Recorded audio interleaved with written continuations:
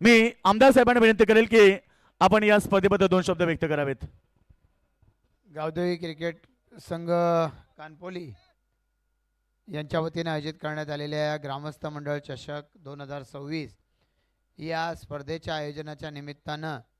आज अखेरची रात्र आणि आज या ठिकाणी उपस्थित असणारे माझे सहकारी भूपेंद्र पाटील, आनंद ढवळे, सर्व उपस्थित असणारे आमचे सर्व सहकारी ज्यांनी या आयोजनामध्ये पुढाकार घेतलेला आहे, असे आपण सर्व युवा, सर्व ग्रामस्थ मंडळातील सर्व पदाधिकारी, कार्यकर्ते, मी सगळ्यात आधी या स्पर्धेच्या निमित्तानं सर्व आमच्या आयोजक सहकार्यांचं मनापासून या ठिकाणी अभिनंदन करतो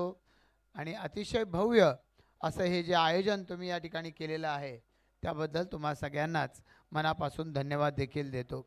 खरं तर अगदी औद्योगिक वसाहतीच्या जवळचा असा आपला परिसर, पण या औद्योगिक वसाहतीच्या मधून देखील आपल्यामधल्या खेळाडूंना चांगल्या पद्धतीची संधी देण्याचं काम हे तुम्ही या स्पर्धेच्या माध्यमातून केलेलं आहे आणि त्याच वेळेला या आयोजनाच्या माध्यमातून अतिशय व्यावसायिक दृष्टिकोनातून या सर्व स्पर्धेचंही आयोजन केलेलं दिसतंय आणि त्यामुळे सर्व क्रीडा रसिक इतकी रात्र झाल्यानंतर देखील या ठिकाणी उपस्थित आहेत. खरं तर अलीकडच्या काळामध्ये मर्यादित षटकांचे सामने टेनिसचे त्याला लाईव्ह टेलिकास्ट आणि या सगळ्याची जोड देण्यात येते, पण आपण पाहू शकतोय की प्रत्येक स्पर्धेचं काहीतरी एक वेगळं वैशिष्ट्य बनतं आहे आणि एकाच वेळेला 12 बाईक्स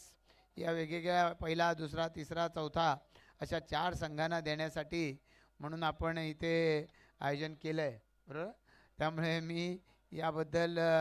सर्वांचंच म्हणजे सगळ्यांचंच मी मनापासून अभिनंदन करतो आणि या आयोजनाच्या बरोबरीनंच गावाच्या आणि अन्य सर्व विषयांसाठी सुद्धा ही सर्व तरुण मंडळी सातत्यानं एकत्र येत राहतील आणि त्या माध्यमातून गावाच्या विकासाचे विषय हे सातत्यानं मार्गी लावतील. आम्ही या ठिकाणी उपस्थित असणारे सर्व सहकारी सातत्यानं तुमच्या प्रत्येक अडीअडचणी सोडवण्यासाठी आणि विकासाच्या मार्गावरती चालत असताना तुमच्यासोबत सातत्यानं असू याची ग्वाही या निमित्तानं देतो. कोणत्याही पद्धतीची स्पॉन्सरशिप न घेता अशी आयोजित केलेली ही अशी आगळी वेगळी अशी टुर्नामेंट आणि त्याच्यात भाग घेणारे हे सर्व युवा खेळाडू आणि हा सगळा त्यांचा पोशाख आणि हे सगळा झगमगाट पाहता ही स्पर्धा निश्चितच क्रीडा रसिकांच्या डोळ्यांचं पारणं फेडणारी ठरलेली आहे. पुन्हा एकदा